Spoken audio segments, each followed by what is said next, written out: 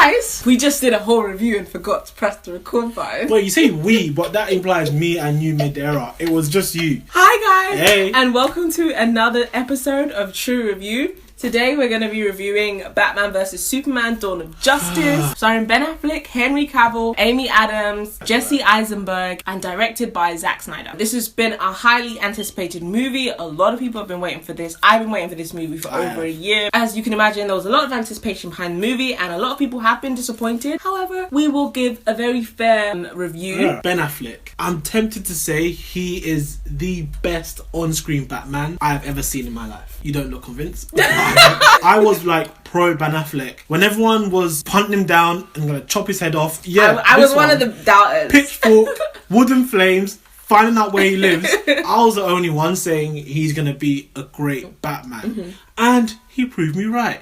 He gets in shape, he embodies the character, he is tough, ruthless, 100% badassness. Yeah, I don't know if he's the best Batman. He's definitely been the best embodiment of Bruce Wayne. This was the first Bruce Wayne I've seen that's been a bit more cheeky, and I just felt like that's something you haven't really seen in previous Bruce Waynes. They've been very, very safe, and there was just no safeness in this character. I don't think Henry Cavill is a great actor. He's very flat, and what he brings is like good look. I think this Superman was actually a bit too like muscly. Ben Affleck was big, and that's another thing I didn't like. The bat suit was too big. It was too chunky. I felt like it slowed him down. Like it looked heavy. Henry Cavill, he's just playing the same character. It was very similar to the performance we got in Man from U.N.C.L.E., and it just doesn't do much for me. Yeah, and then we had Jesse Eisenberg, who plays Lex Luthor. I did say to Precious before that I thought he was going to be a really good Lex Luthor. Yeah. And he was looking for that fresh take on Lex Luthor, and I just don't think you can reinvent a character like Lex. What I said before the movie was that Jesse Eisenberg is going to give us a great performance of Jesse Eisenberg,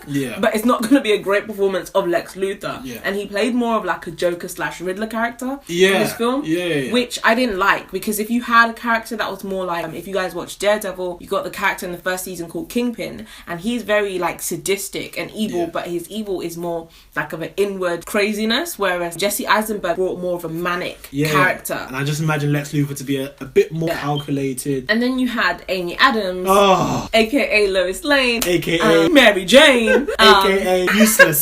She could have been not in the movie and it wouldn't have made a difference Honestly. at all. She is a really, really weak Lois Lane. Terry Hatcher at least brought like sexiness to Lois Lane's character. She's just Superman's cat in the tree that just needs to get saved. Even towards the end of the movie, she tries to take some initiative and show some badassness. And even within that, she still needs to get saved. I didn't realise that Superman had like spidey senses for Lois Lane. Right? The actual storyline as a whole, I felt like this movie was almost two movies. The first half was very real, and you had a lot of politics, a lot of social issues, and then in the second half it almost turned into like a sci-fi, like a weird Godzilla brawl, free-for-all, like attack everyone kind of thing. But I think the director had to do that, because if we didn't get those fight scenes towards the end, this movie would have just been a bunch of stuff and it wouldn't have been a superhero movie. That's just so Zack Snyder. Like, you have Sucker Punch that he's done, Watchmen, they're very exaggerated movies with a really poor like narrative, very poor storyline. One thing that I did love about this film was the fight scenes. Now, although we didn't get many fight scenes, I thought it was really, really original. Guys were getting banged in different ways. It was really, really cool, and my inner geek was just like... Another thing that I loved about this film was the fact that they managed to keep the momentum going. There wasn't any time in the film where I felt particularly bored. Also, we need to give a massive shout out to whoever did the score, because it was amazing. I think the distinction between Superman's music and Batman's music was awesome. And even some of Lex's tunes were sick. I think it added a lot to the movie. It really did. I've been a huge fan of the Man of Steel soundtrack. Like, I have it on my phone.